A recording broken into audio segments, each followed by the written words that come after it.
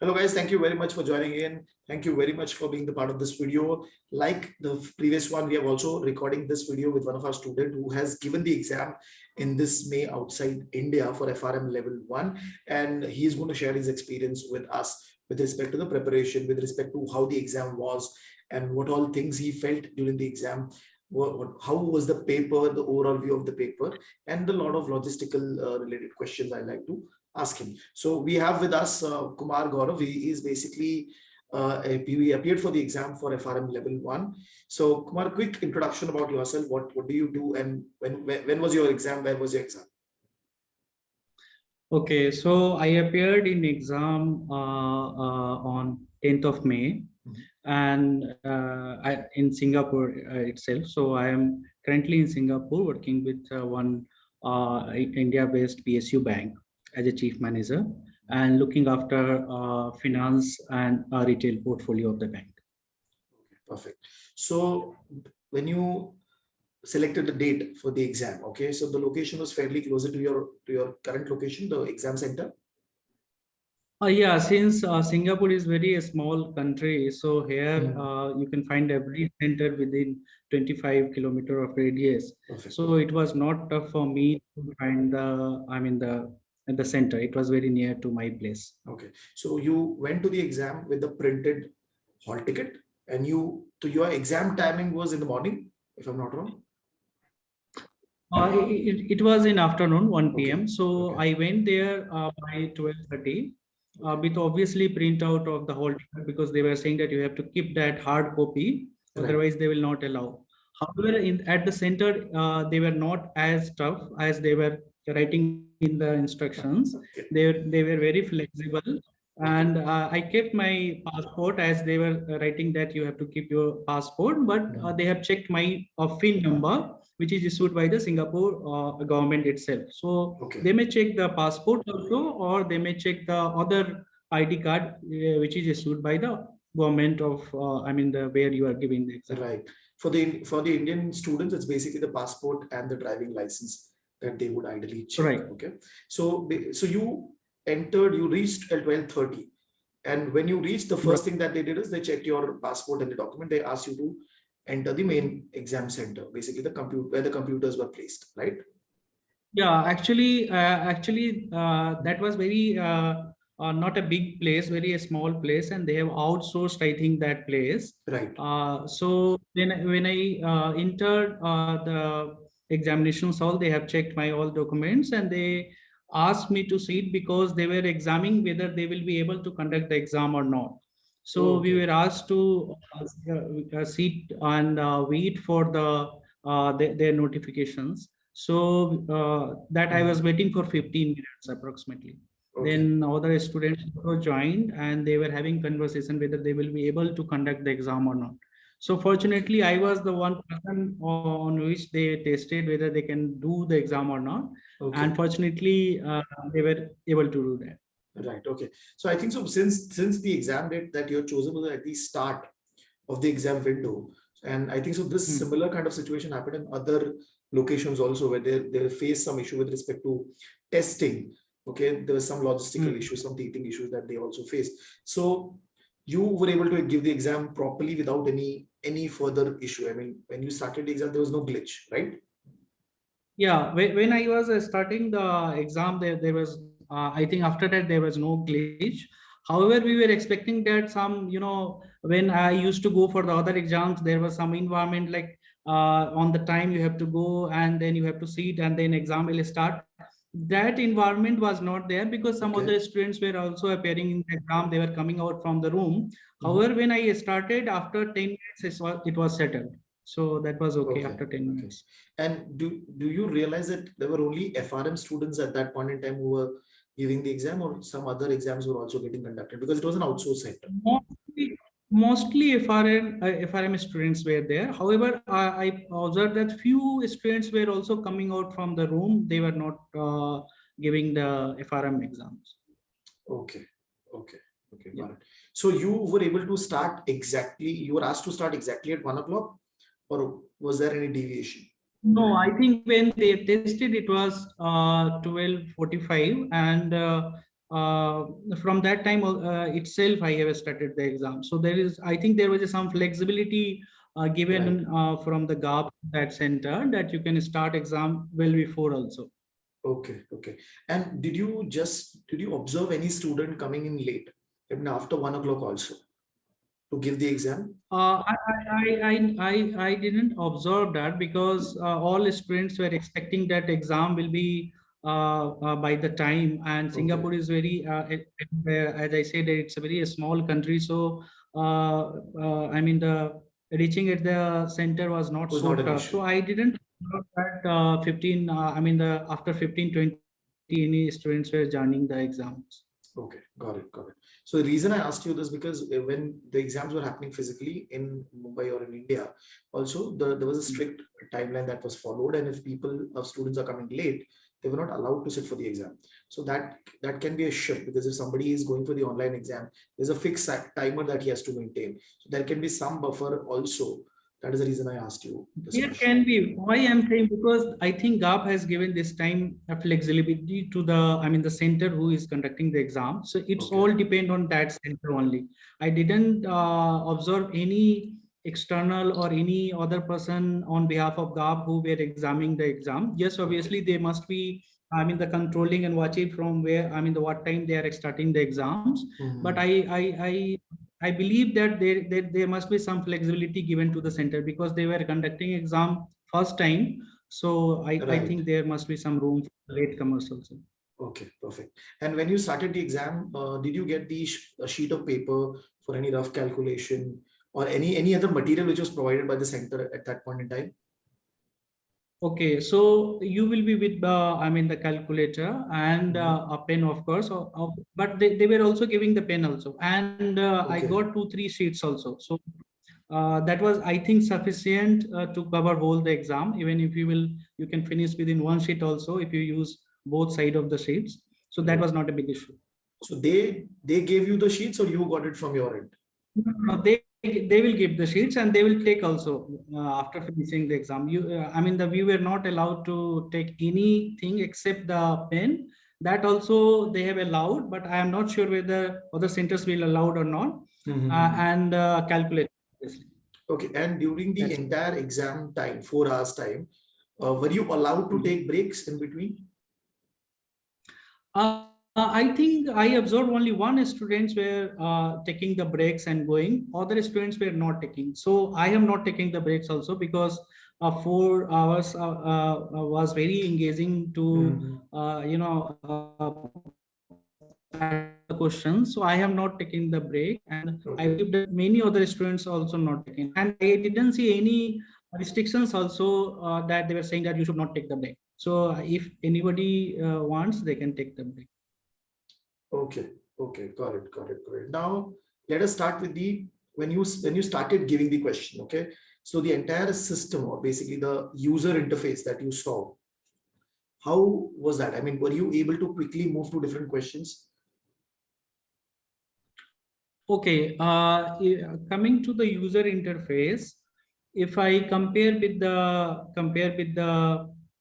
question banks and the question banks of Fintelligence and others, then you can easily see during the exam that there are a number of questions, and you can switch between that. But here you have to click on the index, then you will see that number of the question, and then you can click on that question, you will reach that questions. Right. But I didn't do that. I went through, the first questions, and then when I feel that I should not attempt the questions, so I skipped that, and then I moved to another questions.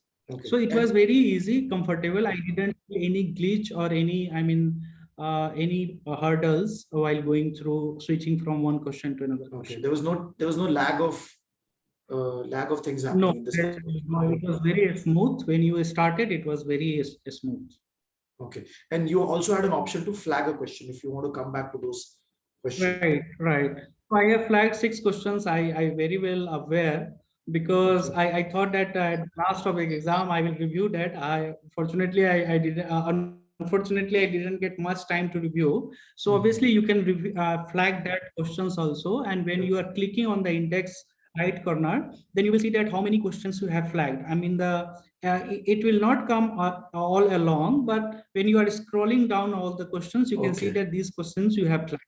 Right, Yeah. right. Now, the reason I'm asking you this very specific and small question is that because a lot of students who will be appearing for the exam, computer-based exam in India now in the future, they might have the question because they might have never gone and given a competitive exam like CAT or other computer-based exams. So they have these kind of questions. How will they go about Yeah. the exam? That's the reason. Okay. I would like to add one more observations also. So suppose I skipped 5 questions. Okay. Then I thought that I will attempt all the questions. Then I was little afraid that suppose I have not attempted question number 5. Then I have not attempted question number 35. Then how I will reach to question number 35 from the 5? Then it was very smooth. Suppose you have not attempted question number 5 and you are at question number 5, then you attempt question number 5, then automatically you will be shifted to question number 35 because in between you have attempted all the questions. So that was also very helpful because in the last time you don't need to think that which question you have not attempted. Right. It will automatically jump into that questions. So that was very helpful. Great. This is something new which I didn't find when I was talking to the previous student also, that this kind of facility was also there. So that's wonderful from the institute to make your life easy, at least for the last 15-20 minutes of the exam where you are in the pressure to complete things. Right. Yeah, you don't need to worry about that. You will reach at the last question when you have not attempted, which question you have not attempted, and you can easily see that. And suppose if you, any questions you have attempted and you can modify, then it will also generate a pop-up that you have already attempted that questions and it has to be edited. It's not like that you have to click A and then you need to click B. It will tell you that you need to edit the questions, then you have to basically any change in the question which you have already answered, you'll have to specifically go and edit instead of just clicking which you normally see. Okay, that's one more thing, one more additional point that I saw. Now in terms of the exam, okay, so 100 questions, 4 hours, were you able to complete everything in that 4 hours time? Okay, that depends on many things. I mean, suppose if I am skipping the questions, there are 2 timelines it is given. So first is that you have crossed how many questions. Suppose I am at 10, so they will say that you are at the number of 10 questions. Then they are also giving you data that you have attempted 6 questions. So suppose you have attempted only 6 questions, you have skipped 4 questions. So roughly you need to, calculate that how much time you have spent on that 6 questions. So I calculated like 2 minutes I need to give for every question. So it should be in between 12 minutes to 15 minutes. So in that manner, I was able to maintain the time. And it was very difficult to say that you are actually able to attempt all question or not, because many questions were conceptual and you need to decide that you need to now answer this question and jump to the another questions. So I was able to attempt all the 100 questions. Obviously 5 to 6 questions I have guessed, and 6 which I flagged the question, I was not able to review that question with a lot of time. So that was also the same answer which I flagged previously. That was remain the same. Okay, so primarily, but however, I was able to attempted all the questions. Right. So you were able to pick everything, but out of 100, the proper solving that you did was around 90 to 95, like 90-95 questions. Okay. Now, if you look at the flavor of the entire question, the exam that came, was it heavily related to quant? Was it heavily related to theory? What happened? Actually, it was, if I need to talk in a percentage, then I will say that 60-65 approximately it was conceptual questions, which I will say that it was theoretical. However, it was blended with the quantitative story. But anyhow, you have to answer into the theoretical concept. So I will say that 60 to 65% was conceptual and theoretical based questions. Then I will say 10 to 15% was the quant based questions from obviously from all the books. not only in the book 2, from the book 4 also, from the book Right. 3 also. And it was very tough to answer 10 questions, which was based on the quant, but it was almost alien to me. Right. Now, the reason I would like to add a point over here, the reason generally institute adds such kind of a question is that they want to waste your time. So you will put in Right. more than 2 minutes, 5 minutes on that question, and you'll end up missing on that easy question, which might be coming in the next series, right? So that is the reason they generally add those kind of questions. So don't worry, this is the normal Right. trend that I have seen around 80 to 90, 95 is what people generally solve. They are able to solve properly by putting their time effectively. So that is a normal Right. trend. Now, in terms of the difficulty level, okay, so and you prepared with a question bank when you were preparing for the exam. You prepared which had a time based question bank, right? So does that actually, did that entire activity of solving each chapter in a time based format, did that help you in the actual exam? Yeah, of course, because if you are attempting, suppose, time-based questions, it will make you the habitual to maintain the time. That was first. And when you are having with the results also from the questions bank, obviously it will boost the confidence. Right. But we observed that I mean the section-based question bank was very heavy. I mean it required a lot of in-depth of knowledge. So that was really helpful to, I mean, reach at the answer which was asked in the exam. Okay. But I mean, you cannot rely heavily on the questions bank because it's not the similar questions they are going to ask.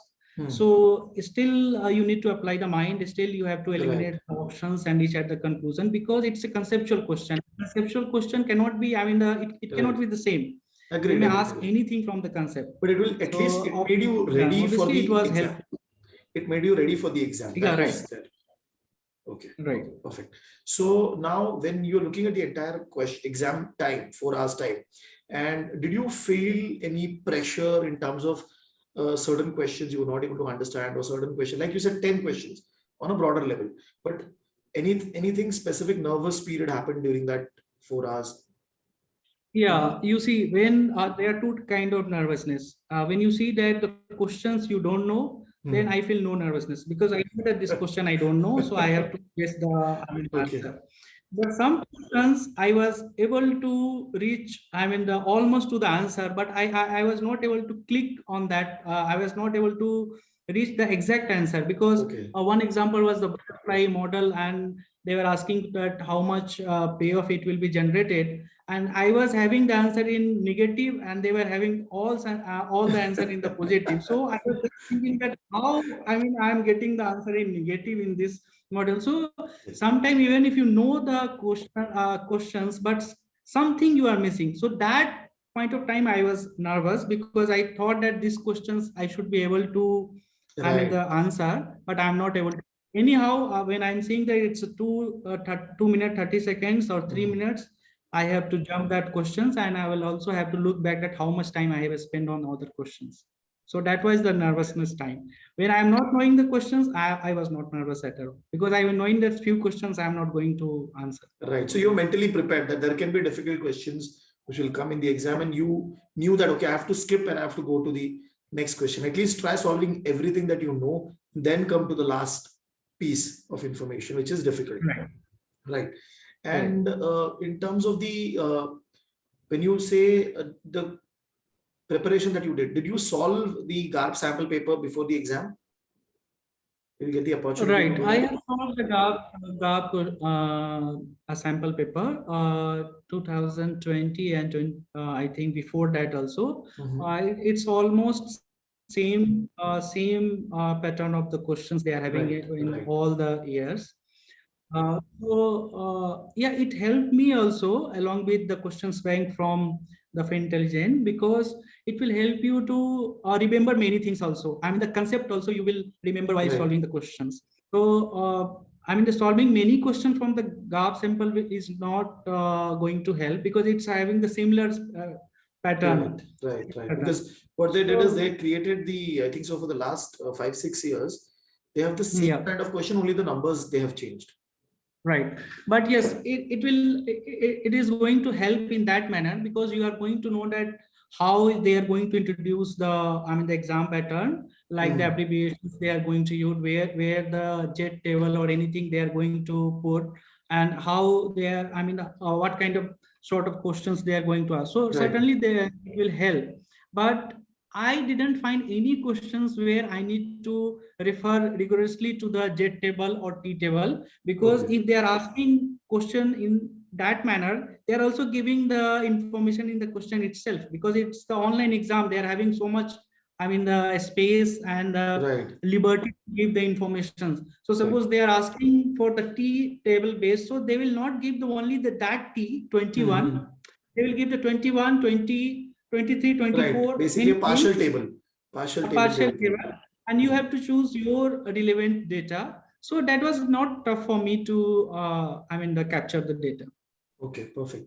So in terms of the quant part, like you said, like out of 100, around 30-35 questions were quant. Were those questions very, very difficult? Or is it basically you were able to, if you know the formula, if you have solved certain number of questions, it is more or less in that same line? Okay, out of 30, 35, I think few questions were direct also, but when the questions was looking that it should be easy, the options were not easy at all. So it Okay. was very close. You won't be able to eliminate the options. Obviously, you need to reach at the answer. But when I feel that the question is very tough and it's going to take a lot of time, then there was a space to eliminate the options. Like the BSN model, they are giving the two legs. Then from the option itself, you can know that after the the payoff and discounting, from which number you are going to get. So Okay. so if the question is tough, then option was Slightly lenient. easy to eliminate. When question was very easy, you cannot eliminate the question. You need to find the answer. So if you look at the 35 question quant question, so you, how much confident, how many numbers you were confident, okay, I know and I've solved it properly? I think more than 50% I was able to solve. However, from quant also there was a conceptual question, not fully quant it was. Okay. I think 15 to 20 questions were directly quant, where you have to find the answer. After that you have to answer in the conceptual manner. So I think more than 50% I was able to do. However, I missed to answer some very simple questions which were based on the quant. I thought that it will only come the numerical question, but that was not there. So I should have focused on the conceptual part also. Okay, so just to summarize, out of 35 questions, you saw around 15, 20 being direct formula driven questions, but rest were theoretical, quant, but theoretical. Okay, and the rest around the 60, 65 questions, how exactly that was spread out? You found that those 60, 65 specifically focused on a particular book, or what happened basically?